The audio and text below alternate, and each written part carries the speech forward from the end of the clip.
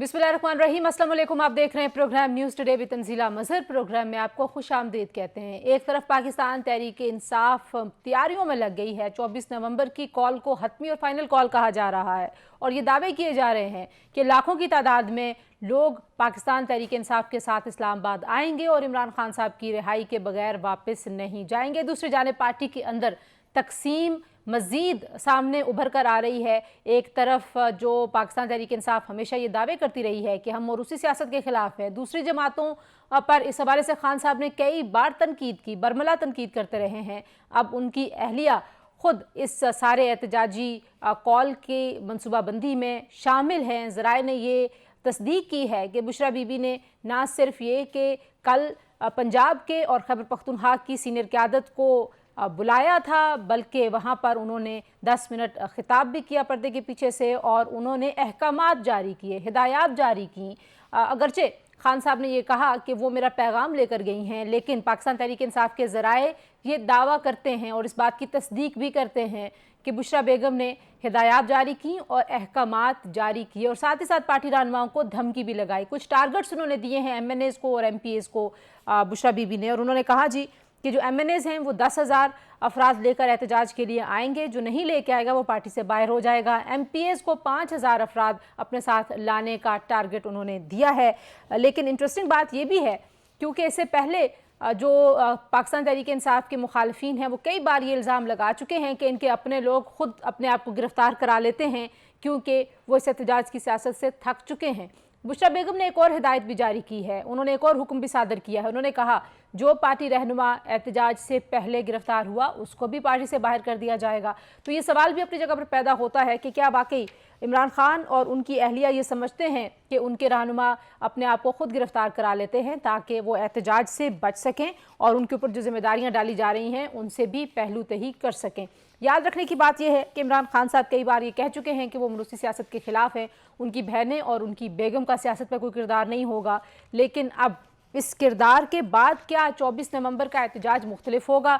शेर अफजल मरवत कहते हैं कि इमरान खान साहब की अहलिया या बहनों की कॉल पर कोई भी एहतजाज के लिए बाहर नहीं निकलेगा, लोग सिर्फ इमरान खान साहब की कॉल पर एहतजाज के लिए बाहर निकलेंगे क्योंकि इमरान खान साहब जो बहुत दिलरुबा दावे और वादे करते रहे हैं उसमें एक मोरूसी सियासत का खात्मा भी था। तो अब देखने की बात है कि बुशरा बेगम जो इस सारे मामले की बागडोर संभालती भी नजर आती हैं वो किस हद तक इमरान खान साहब की हिदायत के मुताबिक या उनके पैगाम के मुताबिक इस एहतजाजी कॉल को कामयाब बना सकती हैं। इससे पहले ज़राए ने यह दावा किया था कि इमरान खान साहब जो माजी के एहतजाज हैं उनसे खुश नहीं हैं। बिलखुसूस SCO के दरमियान जो एहतजाज था उस पर इमरान खान साहब ने काफ़ी नाखुशी का इजहार किया था और अब ये भी बात अब सामने आ रही है कि तमाम पार्टी रहनुमाओं को ये भी कहा गया है कि वो कारकुनों को छोड़ के इस दफ़ा इधर उधर गायब नहीं हो पाएंगे। इस एहतजाजी हिकमत अमली के साथ साथ कुछ सियासी जो रहनुमा हैं पाकिस्तान तहरीक इंसाफ के, उनको लगता है कि शायद ये वक्त मौजू नहीं है। डू और डाई की सियासत भी इमरान खान साहब की मुश्किलात को मज़ीद बढ़ा सकती है और पाकिस्तान तहरीक इंसाफ जो पहले ही हटदर्मी की वजह से एक बंद गली में है, इमरान खान साहब की ज़िद की वजह से मज़ीद बंद गली की तरफ बढ़ सकती है। लेकिन बहरहाल वो लोग भी अपनी जगह पर मौजूद हैं पाकिस्तान तहरीक इंसाफ में जो कहते हैं कि डू और डाई की सियासत ही हमें सूट करती है। इस तमाम सूरत हाल का जायज़ा लेंगे जी। अमेरिका से भी एक और ख़त, यानी कि ख़त के बाद एक और ख़त आया है सदर जो बाइडन को। कांग्रेस के रहनुमाओं ने ये ख़त लिखा है और उन्होंने एक बार फिर इमरान खान साहब की गिरफ्तारी के हवाले से अपने तहफ़्फ़ुज़ात का इजहार किया। इंटरेस्टिंग बात यह है कि इन तमाम कांग्रेस के अरकान को ना तो कश्मीर में ह्यूमन राइट्स की वायलेशंस याद आती हैं, ना फ़लस्तीन में ह्यूमन राइट्स की वायलेशन नज़र आती हैं। सिर्फ इमरान खान साहब के मामले पर ही बार बार वो खतूत लिखे जा रहे हैं जो इस बात की एक तरह से अक्कासी करता है कि पाकिस्तान तहरीक इंसाफ ने जो लॉबिंग की है अमेरिका के अंदर, जो उन्होंने बड़ी बड़ी रकूम तय की थी बहुत सारे लॉबी फर्म से और बहुत सारे लॉबीज से, वो लॉबी काफ़ी हद तक कामयाब होती हुई दिखाई देती है। इस हद की कानूनी हैसियत क्या है, हुकूमत इस तरह के खतूत को किस तरह से देखती है, कुछ उसकी बात भी करेंगे। पाकिस्तान पीपल्स पार्टी एक बार फिर नाराज़ है मुस्लिम लीग नवाज से। बिलावल साहब ने कहा कि जो वादे हमसे किए गए थे आनी तरमीम के वक्त, हुकूमत उन वादों को पूरा नहीं कर रही। ये भी काबिल ज़िक्र बात है कि इससे पहले मौलाना फजल रहमान साहब ने भी ये कहा था कि जो ज़िमनी एजेंडे में हुकूमत कानून साजी कर रही है ये वादा खिलाफ़ी है और उन चीज़ों को लेके आने की कोशिश हो रही है जिनको हमने 26वीं आईनी तरमीम से निकाला था। तो ये हुकूमत के लिए संजीदा इल्ज़ामात हैं मौलाना फजल रहमान साहब की जानिब से भी, लेकिन क्योंकि इस वक्त जब एक बड़ी तहरीक के लिए पाकिस्तान तहरीक इंसाफ पर तोल रही है, ऐसे में पीपल्स पार्टी का नाराज़ होना हुकूमत को महंगा भी पड़ सकता है। और ख्वाजा आसिफ साहब कहते हैं कि हुकूमत को बिलावल साहब की बातों को संजीदा लेना चाहिए। इन तमाम इशूज़ पर बात करने के लिए पहले हमारे साथ मौजूद हैं बैरिस्टर अकील मलिक साहब, जो कि मुशीर हैं वज़ीर आज़म के कानून इंसाफ के। बहुत शुक्रिया मलिक साहब, आपने हमें ज्वाइन किया। बैरिस्टर साहब, सबसे पहले तो पाकिस्तान पीपल्स पार्टी एक बार फिर आपसे नाराज़ है। इससे पहले मौलाना साहब ने भी ये बयान दिया था कि आप ज़िमनी एजेंडे पे वो चीज़ें लेके आए हैं जो एक तरह से वादा खिलाफी है। अब बिलावल साहब भी कहते हैं कि आपने जो वादे किए थे आप उनकी पासदारी नहीं कर रहे। तो क्या वादे ऐसे आईनी तरमीम के वक्त आपने किए कि जो नून लीग के लिए पूरे करने मुश्किल हैं या पूरे करने में संजीदगी नहीं है? बिस्मिल्लाहिर्रहमानिर्रहीम। तंजीला साहब का बहुत बहुत शुक्रिया। देखें, कोई वादा खिलाफी नहीं की। बिलावल साहब ने जो बात की बिल्कुल एक संजीदा बात है और उनकी बिल्कुल बात पे हम गौर फिक्र भी कर रहे हैं। इसीलिए जो है वज़ीर आज़म पाकिस्तान मियां मोहम्मद शहबाज शरीफ साहब ने इसहाक डार साहब को डिप्यूट किया है और उनको ये जिम्मेदारी दी है कि आप पीपल्स पार्टी की सीनियर लीडरशिप के साथ बाशमूल बिलावल साहब के साथ एंगेज करें। तो हमारी तरफ से जो हुकूमत की तरफ से या पाकिस्तान मुस्लिम लीग नून की तरफ से मैं आपको ये खबर जरूर दे सकता हूँ या कंफर्म कर सकता हूँ कि हमारी उनके साथ जो है बातचीत चल रही है और एंगेज हमने किया है। और उसकी वजह यह है कि हमारे लिए तमाम तर इत्तेहादी जो है वो इंतहाई काबिल एहतराम है और नहायत ही अहमियत के हामिल हैं तमाम तर इत्तेहादी। और बिलखुसूस पीपल्स पार्टी की अगर बात की जाए तो बिल्कुल, क्योंकि नून लीग के बाद जो है जो ज्यादा तादाद है जिनकी पार्लियामान में जिनके मेंबर्स हैं वो पीपल्स पार्टी है। तो हमारे वो इत्तेहादी हैं, हमारे साथ आईनी तरमीम में भी वो चले, दीगर मामलात में भी वो लेजिस्लेशन के हवाले से हो या दीगर मामलात हो तो हुकूमत को सपोर्ट करते रहे हैं। अच्छा, उन्होंने एक जुमला ये भी बोला कि ये सियासत इज्जत के लिए होती है, ऐसा नहीं हो सकता कि फ्लोर ऑफ द हाउस आप मुझे किसी कानून की कॉपी पकड़ा दें।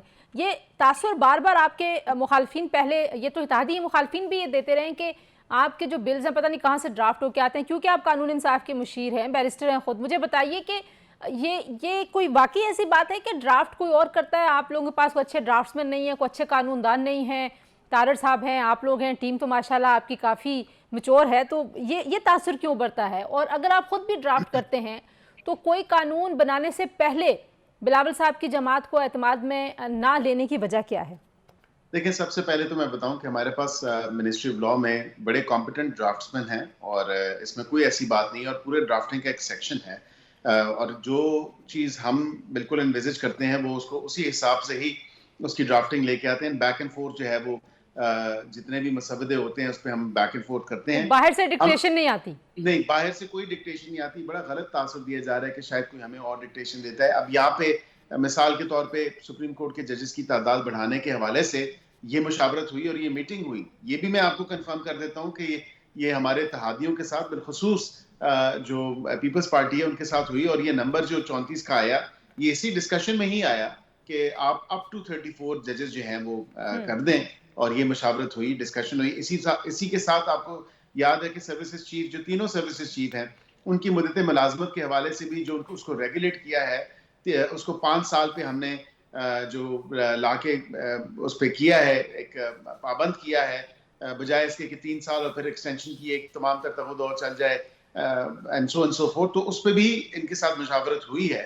ये नहीं है कि मुशावरत नहीं हुई और ये तमाम तर डिस्कशंस हुई हैं। बरकैफ कोई अगर मिसअंडरस्टैंडिंग्स हैं तो मैं ये समझता हूँ कि डार साहब लीड कर रहे हैं और हमारी पार्टी के दीगर सीनियर जो अरकान हैं वो उनके साथ इंगेज कर रहे हैं और उनकी कोई भी रिजर्वेशन होगी तो वज़ीर आज़म साहब ने बिल्कुल स्ट्रिक्टली उनकी इंस्ट्रक्शंस हैं कि तमाम तर इनके तहफ़्फ़ुज़ात को दूर करें और इनको जो है कोई भी ऐसी अगर इन्होंने फील किया है पीपल्स पार्टी वालों ने और पीपल्स पार्टी की लीडरशिप ने कि शायद हमने उनको वो ड्यू शेयर या ड्यू इज्जत नहीं दी तो हम उसके लिए माज़रत खा भी हैं और उनकी जो भी कोई ऐसी मिसअंडरस्टैंडिंग है या कोई ऐसी रविश है तो उसको दूर भी करेंगे इंशाल्लाह। दूसरा जो मामला आपके लिए जाहिर है हुकूमत के वो दर्द सर है या नहीं ये तो आप बताएंगे, लेकिन पाकिस्तान तहरीक इंसाफ एक हतमी एहतजाज के लिए 24 नवंबर की तारीख दे चुकी है और अब कल जनाब बुशरा बीबी ने अपने MNAs और MPAs को, यानी कि PTI के MPAs MNAs को ये टास्क दे दिया है कि 10,000 और 5,000 के बंदे लेके आने, जो नहीं लेके आएगा पार्टी से बाहर हो जाएगा। आप लोग ताने देते थे कि खुद गिरफ्तार हो जाते हैं, उन्होंने उसका भी सद्देबाब कर लिया। उन्होंने कहा जो एहतजाज से पहले गिरफ्तार हुआ वो भी पार्टी से फारिग हो जाएगा। तो अगर वाकई, क्योंकि खातूने अव्वल थीं जब वो या वज़ीर आज़म की जब अहलिया थीं, तो उस वक्त भी आपको याद है कि बहुत सारे फैसलों में उनकी कही बात को कोई नहीं टालता था। तो अगर उनकी हिकमत अमली में शमूलियत से ये वाकई में इतना कामयाब एहतजाज हो गया, तो हुकूमत के पास क्या इसके साथ निपटने के लिए हिकमत अमली है?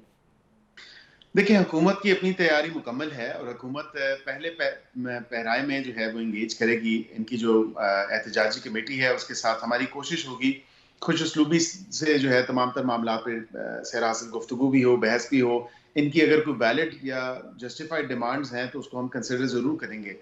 लेकिन इफ़ पुश कम्स टू शव और ये अगर बिल्कुल इंतशार और एहतजाज की तरफ ही जाते हैं तो कानून और आइन के मुताबिक जो इनको इजाजत है, क्योंकि अभी तक तो इजाजत के लिए तो कहीं अप्लाई नहीं किया, ये इजाजत नहीं दी जा सकती कि स्टेट जो है वो अपनी रेट को कायम ना रखे और बिल्कुल मादर पिदर आजाद एक पॉलिसी अपनाए और इनको आने दे और फिर ये आप आके कह रहे हैं कोई वैलिड डिमांड हो, डिमांड तो बड़ी वाज़ेह है। वो कह रहे हैं इमरान खान साहब की रिहाई के बगैर हम वापस नहीं जाएंगे। सो अपेरेंटली कोई सिट इन का प्लान लगता है। तो उस सूरत में क्या हुकूमत की स्ट्रेटजी देखिए, होगी? ये वैलिड डिमांड तो नहीं है। इमरान खान साहब ने अपने किए का वो भुगत रहे हैं और वो तमाम तर केसेस जो हैं वो आइन और कानून के मुताबिक हैं। हमें भी जब हमारे ऊपर केसेस बने, हमें भी अदालतों से रिलीफ मिला और अदालतों ने ही रिलीफ दिया। अब अदालतें उनको भी कई केसेस में रिलीफ दे चुकी हैं। ये बड़ा गलत तासुर है। अब 2 केसेस या 3 केसेस उनके ऊपर हैं जिन बकाए और वो हतमी मराइल में है। 1 या 2 केसेस तो अदालतों में मुकाबला करें, अदालतों में सामना करें अपने केसेस का। अदालतों में तो हीले बहानों से काम लिया जा रहा है, वहां पे डिलेइंग टैक्टिक्स इस्तेमाल कर रहे हैं। मैं आज ही एक प्रेस कॉन्फ्रेंस कर रहा था इसी हवाले से कि 9 मई के जो केसेस हैं उनका चालान जमा हुए हुए 1 साल से ज्यादा अरसा हो गया, लेकिन अदालत में आके कभी एक हीला बहाना, कभी ये मेडिकल एग्जामिशन, कभी इस बरीयत की दरखास्त पे पहले फैसले, तो वो वहां पे तो कोई काम नहीं करने दिया जा रहा, ट्रायल को प्रोसीड ही नहीं करने दिया जा रहा। अब असल वजह और असल मकसद तो फाइनल कॉल का यही है कि किसी तरह अडयाला के दरवाजे तोड़ें और इमरान खान को बाहर निकालें। असल मकसद यही है कि किसी तो न किसी तरह ये तो अमेरिका जाहिर को है, ये तसादुम अमेरिका की की तरफ। गुलामी करके जी। तंजीला साहब अमेरिका की गुलामी भी करने पे अब तैयार हैं। पहले कहते थे अमेरिका की गुलामी नामंजूर, आज भी देखें 40-45 अरकान कांग्रेस जो है वो जी, दोबारा मैं आपसे वो भी सवाल, मैं आपसे वो सवाल करूंगी कि उसकी क्या वैल्यू है हुकूमत के लिए, कानूनी भी और पॉलिटिकल भी। लेकिन उससे पहले जो आप बात कर रहे हैं कि अगर अडयाला के दरवाजे तोड़ने की कोशिश होगी तो जाहिर वो तसादुम की सूरत हाल होगी। तो तसादुम की सूरत असल हाल तो मकसद ना। तो तसादम ही है, असल मकसद तो इंतशार ही है, इसके अलावा और कोई मकसद नहीं है। इसीलिए कहा जा रहा है कि हर MNA जो है वो 10,000 जो है बंदे लेके आए और हर MPA जो है 5,000 बंदे लेके आए। मतलब ये कहा कि देखें, ये वो पार्टी है जो प्रचार करती थी कि मारूसी सियासत नामंजूर, ये कहती थी कि घर की वो सादा सी खातून है, घरेलू खातून है, सियासत में उनका कोई अमल दखल नहीं है। लेकिन यहाँ पे तो नजर यही आ रहा है, अगर आप पूरी कंप्लीट पिक्चर को देखें तो नजर तो यही आता है कि रोजे अव्वल से उनका सियासत में मदाखलत भी है, सियासत में उनका दारोमदार भी है और सियासत में उनका पूरा पूरा हिस्सा भी रहा है। तो अब आपने, क्योंकि उनको किसी और केस में जिस तरह से गिरफ्तारी उनकी नहीं की गई, तो ऐसा तासुर मिला कि शायद कोई डील हुई। आपके लोग तो खैर उसकी नफी करते हैं, लेकिन क्या अब जैसे वो एक्टिव हुई हैं, एक बार फिर आप लोग उनको किसी केस में गिरफ्तार करने की कोशिश करेंगे? वो भी एक अच्छा इमेज नहीं हुकूमत के लिए जाएगा? देखिए, हम उनको गिरफ्तार बिल्कुल बगैर किसी वजह के नहीं करेंगे, लेकिन अगर वो ये तमाम तर ये मॉब जो प्रिपेयर कर रही है 10,000 पर MNA और 5,000 पर MPA, अगर इस मॉब को अनलीश करेंगे जो कि जिस तरह 9 मई में किया, वो मॉब था, वो अनलीश किया इन्होंने और प्लानिंग के साथ किया। अभी भी ये प्लानिंग चल रही है। गो कि इनकी अपनी पार्टी में इतना एक जो है तफरीक पाई जाती है, एक इतना तजाद पाया जाता है। मरवत साहब इनकी पार्टी के मेंबर हैं, सिटिंग MNA हैं, वो कहते हैं कि जी 2 दिन में अगर ये फैसले ना हुए तो ये कोई फाइनल कॉल नहीं है और कुछ भी नहीं होने वाला। मुझे अगर कोई कलंदान सौंपा तो मैं आऊंगा, वरना तो नहीं आऊंगा। ये वही पार्टी है जो अपने पार्टी के मेंबरान पे आधी से ज्यादा 26वीं आईनी तरमीम के मौके पे इन्होंने आधी से ज्यादा अपने पार्टी को के लोगों को, सिटिंग MNAs को गद्दारों का गद्दार कह दिया, बिल्कुल। सर्टिफिकेट दिया, शो कॉज नोटिस दिए। उस शो कॉज नोटिस का क्या जवाब आया, क्या वो जो है काबिल कबूल था या नहीं था, उन्हीं लोगों को बुला के मीटिंग्स कर रहे हैं। लोगों की इज्जत नफ्स है। आप लोग जाहिर है एहतजाज तो उनका आईनी हक है। आप कह रहे हैं वो मॉब तैयार कर रही हैं, वो कह रहे हैं ये कानूनी और सियासी हक है कि हम एहतजाज करें और हम पुरअमन एहतजाज करेंगे। तो इसको आप कहीं रास्ते में ही रोकने की कोशिश करेंगे, उससे पहले इंगेज करेंगे, एक दिन के जलसे के लिए कहेंगे? कैसे इंगेज किया जाएगा? क्या हुकूमत इसमें कुछ? हम इनसे पहले तो जो है इन्होंने नाम नहीं जाहिर किए कि इस एहतजाजी कमेटी के मेंबरान कौन है। ये कहते हैं हम छुपा रहे हैं ताकि हमारे वो बंदे पकड़े ना जाएं। अब यहाँ पे आपने पिछले जो 2-3 एहतजाज हुए उसमें आपने देखा कि सिटिंग एमएनए कोई भी ना लीड कर रहा था ना इसका पार्ट था। आप अब आज उन भी तमाम क्रैकडाउन की तरफ खबरें आ रही हैं, हमारे एक मेहमान भी इस चक्कर में गायब हो गए हैं, शुएब शाहीन साहब आपकी फ्रेटर्निटी के हैं, सुना उनके घर भी कुछ छापा पड़ा है, मतलब आप क्रैकडाउन कोई क्यों नहीं। कर रहे हैं? देखिए मैं नहीं समझता ये बिल्कुल मेरी इत्तलात के में तो नहीं है और ऐसी कोई बात मेरे इल्म में तो नहीं आई कि उनके घर पे कुछ छापा पड़ा है या कोई ऐसी रेड हुई है या कोई ऐसा मामला है या उनको पिक करने की कोशिश की है। मैं समझता हूँ सबसे जो इम्पोर्टेंट बात है, सबसे जो ज़रूरी बात है वो ये है कि ये सरकारी वसाइल को इस्तेमाल करते हुए एहतजाज करें, एहतजाज से कोई इनकार नहीं। लेकिन एहतजाज का भी कोई तरीका है, ठीक। कोई उसके ज़ाब्ता होता है, कोई दायरा कार होता है। अब एहतजाज के लिए इस्लामाबाद ही अगर आना है तो बिल्कुल आप डीसी को दरखास्त दें, कानून बन चुका, वहाँ पे आपको जगह मुख्तस की जाएगी, वहाँ पे आपको तमाम तर जो नेसेसरी असिस्टेंस है स्टेट की तरफ से वो हम प्रोवाइड करेंगे, वो हम आपकी मदद बिल्कुल ठीक है। अच्छा, एक आखिरी मामला जिसका आपने जिक्र किया, जी। कोई कोई 46 कह रहा है, कोई 54 कह रहा है, बहरहाल कांग्रेस के कुछ अरकान ने एक और ख़त लिखा है और उसमें फिर से उन्होंने इलेक्शंस में मुबैना धांधलियों का भी जिक्र किया है, इलेक्शन की रिपोर्ट को भी हुकूमत ने दबा लिया, कुछ ऐसा भी जिक्र हुआ है। ख़त की कानूनी हैसियत क्या है? और एक के बाद एक ख़त ये अरकान लिख रहे हैं, ये क्यों ऐसा है कि पाकिस्तान जो है उसके हवाले से एक तासुर और एक ख़ास पॉलिटिकल जो पार्टी है उसकी हिमायत में बार बार ये आवाज़ें उठ रही हैं, हुकूमत इसको कैसे रिस्पॉन्ड करती है?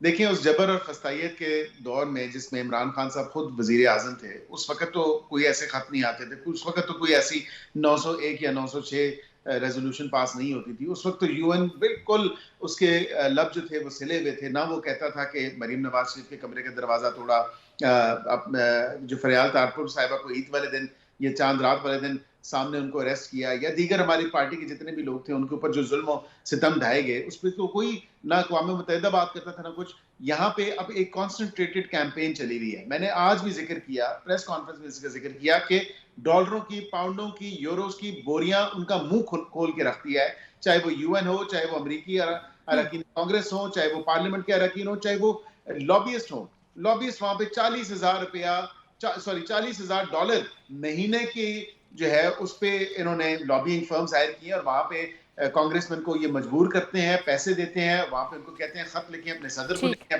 पैसे को इन्वॉल्व करें। हम ये वाज़ेह तौर पे मैं आपको बता दूं कि असल मकसद ये है कि ये एक ज़ायनिस्ट लॉबी है, यहूदी लॉबी है जो इनके पीछे उसके ताने बाने वहीं से मिलते हैं। वो इनके लिए तड़प रही है क्योंकि ये उनके यहाँ पे एजेंट है और इस वजह से ही जो है उनको उनकी तड़प जो है वो बर्दाश्त से बाहर हो चुकी है और वो चाहते हैं कि अपने इस एजेंट की एक्सट्रैक्शन किसी ना किसी तरह वो करें। बहुत शुक्रिया बैरिस्टर अकील मलिक साहब की गुफ्तगू आपने सुनी जी। यहाँ पर शामिल करेंगे प्रोग्राम एक ब्रेक के बाद वापस आएंगे, बात करेंगे पीटीआई और पाकिस्तान पीपल्स पार्टी से भी इस सारी सियासी सूरत हाल के हवाले से। Stay tuned. Welcome back to news today जी। बात करेंगे सेनेटर हुमायूं अहमद, पाकिस्तान तहरीक इंसाफ के मरकजी रहनुमा, और कादर मंदो खेल साहब, पाकिस्तान पीपल्स पार्टी के मरकजी रहनुमा हमारे साथ मौजूद हैं।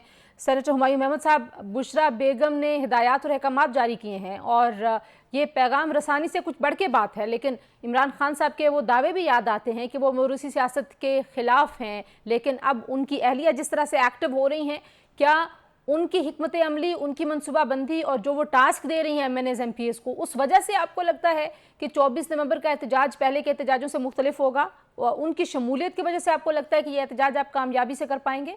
इस तरह है, ये लोग हमेशा रोते हैं कि 10 साल इसको कैद, 15 साल उसको कैद और 20 साल उनको। इस सारे दौरान में they were always, even in the dictatorship के दौर में उन लोगों को इजाजत होती थी मुलाकातों की। ये लोग तो डिक्टेटरशिप से भी 2 गज आगे निकल गए हैं। ये तो लिटरली जो ब्रिटिश राज वाला जो टाइम था ना, ये उधर चले गए। जैसे 1919 में जब जो रोलट एक्ट पास हुआ था, उसी तरह के एक्ट जो है ना, ये प्रिवेंटिव डिटेंशन एक्ट जो है, ये उसी तरीके का एक्ट है जो ये लोग पास किए इन लोगों ने। और बिल्कुल उसी तरीके से ये लोग डील भी कर रहे हैं। जैसे उस वक्त की गोरी राज थी, आजकल की ये चोरी राज भी उसी तरीके से काम कर रहे हैं। सर, बुशरा बीबी के हवाले से भी बता दीजिए ना कि वो जो है वो पैगाम से जरा बात आगे है, क्योंकि उन्होंने खिताब किया है और उन्होंने हिकमत अमली भी तय की है। अब ये सिर्फ कहा जाए कि वो सिर्फ पैगाम लेके आई हैं तो वो शायद बात उतनी बनती नहीं है। देखिए, इस तरह है कि मुझे फर्ज करें आप एक पैगाम देती हैं कि जाके कादर मंदो खेल साहब को ये सारी बातें बता दो। आप लोग हमें इजाजत नहीं देते हो कि हमारी पॉलिटिकल लीडरशिप आके इमरान खान से मिले और डिस्कशन करे और उस डिस्कशन के बेस पे कोई फ्रूटफुल आउटकम हो। तो जब आप वो नहीं करते हो तो जो लोग जाते हैं उनके लिहाज में एक मैसेज आता है। अब वो मैसेज अगर 15 मिनट का है, 20 मिनट का है, तो वो वैसे ही नरेट होगा, उसी तरीके से होगा कि ये है, ये है, ये है, बताना है। अब उसमें 2 मिनट लगते हैं या 50 मिनट लगते हैं, वो सेपरेट थिंग है। और आई एम श्योर ये सारी चीजें बिल्कुल बताई गई होंगी। तो उन्होंने सिर्फ मैसेज कन्वे किया है एंड उनका पॉलिटिकल, देखिए मैं आपको बात बताता हूँ, अगर आप जनरली देखें तो जितनी भी जो फर्स्ट लेडीज होती हैं, इवन जो प्रेसिडेंट साहब की जो बेगम थी, वो भी अपने कोई ना कोई इवेंट करते थे। बुशरा बेगम साहिबा वो वाहिद फर्स्ट लेडी थी जो किसी किस्म की इंगेजमेंट्स नहीं करती थी, नो, किसी किस्म की। सही तो वो बिल्कुल सही है। ही कादर मंदोखेल साहब, बुशरा बीबी जो हैं वो एक घरेलू खातून है। पाकिस्तान तहरीक इंसाफ जब वो वजीर आज़म की अहलिया थी, फर्स्ट खातून अव्वल के तौर पर भी यही बात करते थे। और उसके बाद जितने भी केसेस बने खान साहब पे, तोशा खाना के रेफरेंसेस देख लीजिए, अलकादर ट्रस्ट, सब में ऐसे उनको जो मुबैना तौर पर ऑडियोज़ आई, जो सबूत और शवाहिद थे उसमें वो शामिल नज़र आई। अब एक बार फिर वो एक्टिव हुई हैं और उन्होंने धमकी भी लगाई है कि बंदे अगर नहीं लेके आएंगे तो पार्टी से बाहर कर दिया जाएगा। आपको लगता है कि ये सिर्फ एक पैगाम रसानी है, अभी भी उनको एक private member of the family के तौर पर देखा जाना चाहिए? तंजीला, पहली बात तो ये कि आज 16 नवंबर है, आलमी यूम बर्दाश्त है, तो इमानी साहब की सारी बातें मैं बर्दाश्त करके खंदा पेशानी से जवाब देना चाहूँगा जी। पहली बात जो उन्होंने बात की है कि पीटीआई का खौफ इतना है कि टीवी दिखाता नहीं है, यानी 1 घंटे का जो आपका शो है वो दिखाना नहीं कहते हैं, और वो जो 2 मिनट की हेडलाइन है उसको दिखाना कहते हैं। ये जरा देख लें। और फिर पीटीआई को तो जरूरत नहीं, माशाल्लाह उन्होंने हजारों सोशल मीडिया के लोग भर्ती किए थे पख्तूनख्वा हुकूमत के बजट पे, और वो उस वक्त से लेके अभी तक वो सोशल मीडिया चला रहे हैं, तो आम टीवी चैनल देखने की तो जरूरत ही मेरे ख्याल में पीटीआई को नहीं है। दूसरी बात उन्होंने कहा कि ब्रिटिश राज से भी बदतर, मार्शल लॉ से भी बदतर, तो जरा इमाम मसहब अपने दौर भी याद रखें कि आदि फरियाल तालपुर एक खातून थी, बुशरा बीबी की तरह, हलीमा बीबी की तरह, जो चांद रात में अस्पताल से घसीट की आपने जेल में डाला। वो भी याद रखें कि मरियम नवाज जो अपने शौहर के साथ एक होटल में थी कराची में, और आपके दौर में कैसे घुस के और आपने तोड़ फोड़ करके और उनको काबू कर लिया है या उसके शौहर को गिरफ्तार कर, ये भी याद रखना। और ये भी याद रखना कि पार्लियामेंट लाजिज़ में मैं खुद मौजूद था, जमीयत के MNA सलाउद्दीन अयूबी साहब के घर पे किस तरह आपकी पुलिस घुसी। और फिर ये भी याद रखना कि सिंध हाउस पे किस तरह आपके लोगों ने यरगमाल यलगार किया था, जिसका मुद्दई में खुद था, आपके 2 MNA अरेस्ट भी हुए थे जिसका ताल्लुक कराची से था। ये सारी चीज फिर जर्नलिस्ट के साथ आगे पीछे जिन लोगों के साथ की, वो सारी चीजें सबको याद है।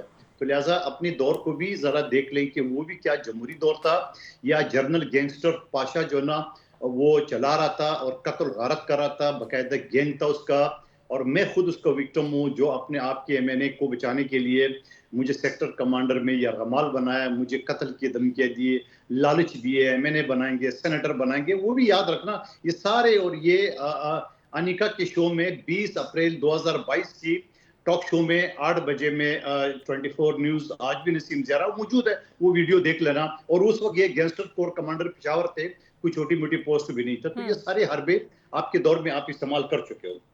अब दूसरी बात बुशरा बीबी की बात की है, ये वही पीटीआई है, ये वही खान साहब है जो कहते हैं कि जो है ना वो भुट्टो है, फिर बेनज़ीर है, फिर जरदारी है, फिर बिलावल है, नवाज शरीफ है, शहबाज शरीफ है, मरियम है, और ये वरासत और फलाना डिंगत। तो ये क्या है बुशरा बीबी और ये क्या है अलीमा बीबी?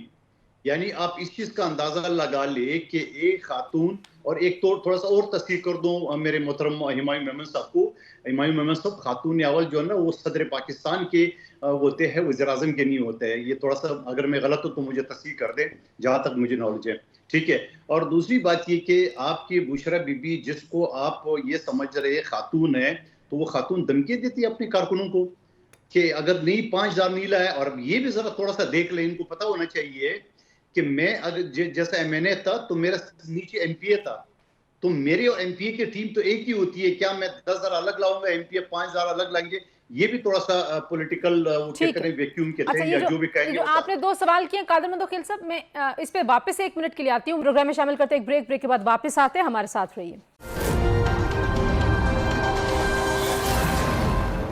Welcome back to news today जी। 24 नवंबर का एहतजाज कामयाब कैसे होगा, ये सवाल है सबसे बड़ा, और क्यों पहले एहतजाज नाकाम हुए हैं। हुमायूं साहब, कुछ ऐसी खबरें भी आ रही हैं कि आपकी पार्टी डिवाइडेड है। पार्टी के अंदर कुछ लोग ये समझते हैं कि ये हालात ऐसे नहीं हैं कि इसमें एहतजाज किया जाए, एहतजाज की तैयारी भी नहीं है, पार्टी तकसीम है, और अगर तसादम की सूरत हाल पैदा हो गई, फॉर एग्जाम्पल डी चौक पे अब किसी किस्म का एहतजाज करना कानून बन चुका है अमने आमा का, तो वो गैर कानूनी होगा। अगर आपके लोग वहां आने की कोशिश करेंगे, तसादम की सूरत हाल बनी तो खान साहब के लिए मसाइल बढ़ जाएंगे, उनकी जेल भी लंबी हो सकती है, उनके केसेस भी बढ़ सकते हैं।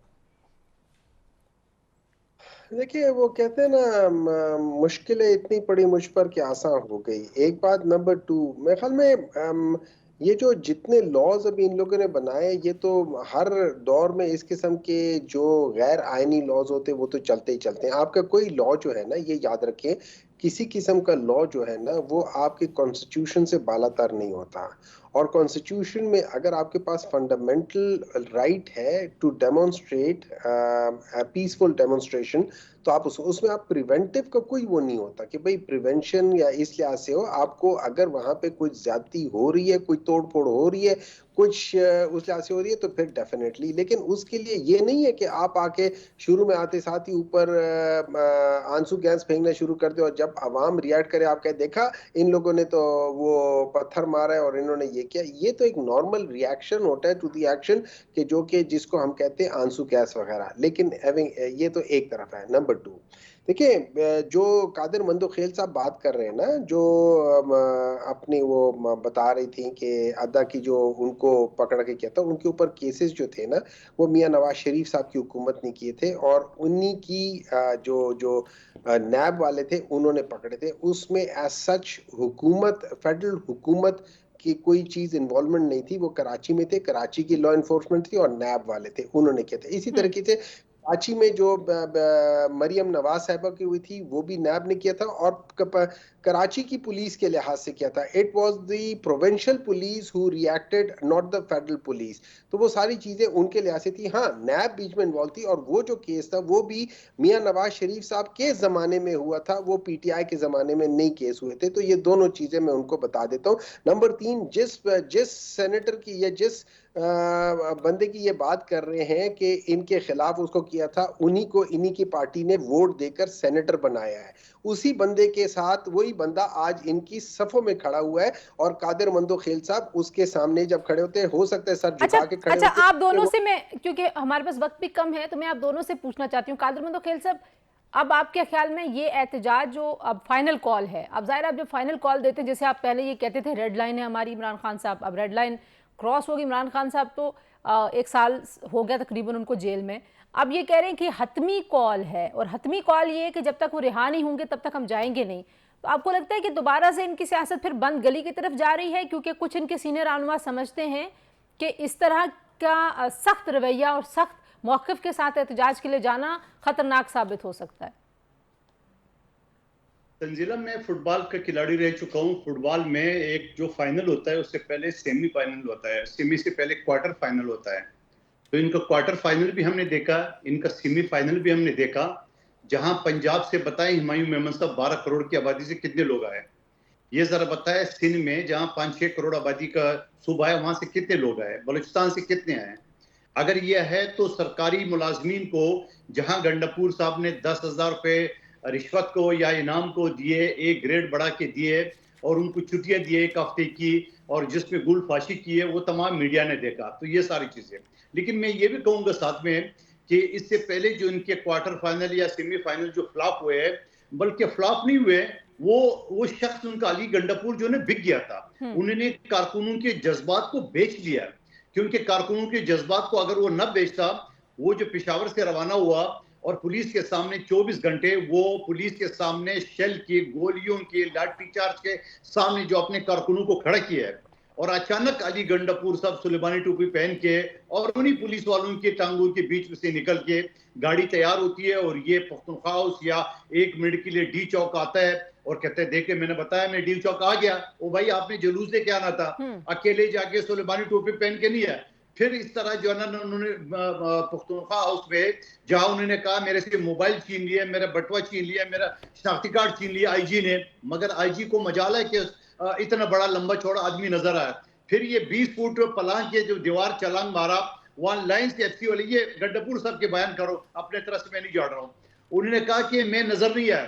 फिर इस्लामाबाद जाम था, नेटवर्क बंद था, बगैर नेटवर्क बगैर लोकेशन के ये मरगला के पहाड़ी में पहुंच गया पैदल, और वहां लोकेशन पे गाड़ी खड़ी थी और 12 जिलों से होते हुए, और वो ऐन वक्त पुख्तनख्वा असेंबली में पहुंच गए। वहां जाके मौसफ तकरीर क्या फरमा रहे, जी मेरी बात हो गई है और आईनी तरमीम नहीं होगी। वो भाई आपकी बात किससे हुई है, आपने डील किससे की है? तो आपको लगता है कि बंदे नहीं आएंगे, आपको फिर लग रहा है? ठीक है हुमायूं अहमद साहब, आखिरी जुमला, जी आखिरी जुमला। बुशरा बीबी कैसे रिहा हुई है, अलीमा बीबी कैसे रही? वो तो फैसल वाडा साहब ने पहले ही बताया कि कल ये रिहा होने वाला है, तो डील नहीं है तो उसको मैं क्या कहूं, तो डील नहीं हुमायूं अहमद साहब, अब आप अगर बंदे ना ले आ सके और आपके जो एहतजाज है उसकी वजह से खान साहब रिहा ना हो सके, तो फिर आप लोग क्या करेंगे? धरना देके बैठे रहेंगे? देखिए, इस वक्त जो स्ट्रैटेजी है उसके बारे में मुझे इल्म नहीं है। जब पार्टी लीडरशिप उसके बारे में डिसाइड करेगी कि क्या किस किस्म का होगा, प्लान होगा, तो फिर आपको भी पता चल जाएगा, मुझे भी पता चल जाएगा। 16 तारीख है, 24 को आपने लोगों को अगर लेके यहाँ पहुंचना है तो कल में पता चल जाएगा, वो ऐसी कोई बड़ी बात नहीं है। और ये जो शेर अफजल मरवत कहते हैं बार बार के तैयार ही नहीं है, इसके बारे में भी बता दीजिए। वो देखें, वो इट्स नॉट अ मैटर। देखें, एक दिन 2 दिन से कोई फर्क नहीं पड़ता, कोई ऐसी चीज नहीं है। ये सारी चीजें जब आप किसी तरफ जा रहे होते हो और लेट्स से आप कहते हो कि यार हम एक फाइनल वो उसमें करेंगे, तो उसमें देखिए टाइम बाज दफा becomes irrelevant. It is the enforcement of the plan. अगर आप कर लेते हो 2 दिन में करते हो, आधे दिन में करते हो, 1 घंटे में करते हो, it is the outcome of that plan which matters. It is the enforcement of that plan. Qadir Mandokhel साहब, एक जुमले में बता दें, क्या इतना दबाव अगर पीटीआई माने बाकी लाखों लोग लेके आ गए तो खान साहब रिहा हो सकेंगे? आप कैसी बात कर रहे हैं? मैंने आपको बताया क्वार्टर फाइनल और सेमीफाइनल में पंजाब, सिंध, बलूचिस्तान से कोई नहीं आया है, पुख्तनख्वा से सरकारी मुलाजमी नहीं है, तो लाखों लोग कहाँ से आएंगे? और मैं कहता हूँ ये खुद पुलिस से रब्ता करेंगे, खुदा का वास्ता में गिरफ्तार करो ताकि जान छूट जाए। नहीं, वो तो उसके हवाले से भी बुशरा बेगम ने कह दिया जो गिरफ्तार हुआ वो भी पार्टी से बाहर जाएगा एहतजाज से पहले। बहुत शुक्रिया कादिर मंदोखेल साहब और सेंटर हुमायूं अहमद साहब की गुफ्तगू आपने सुनी जी। आज के लिए इतना, इंशाल्लाह कल दोबारा आपसे मुलाकात होगी। अपना ख्याल रखिए, अल्लाह हाफिज।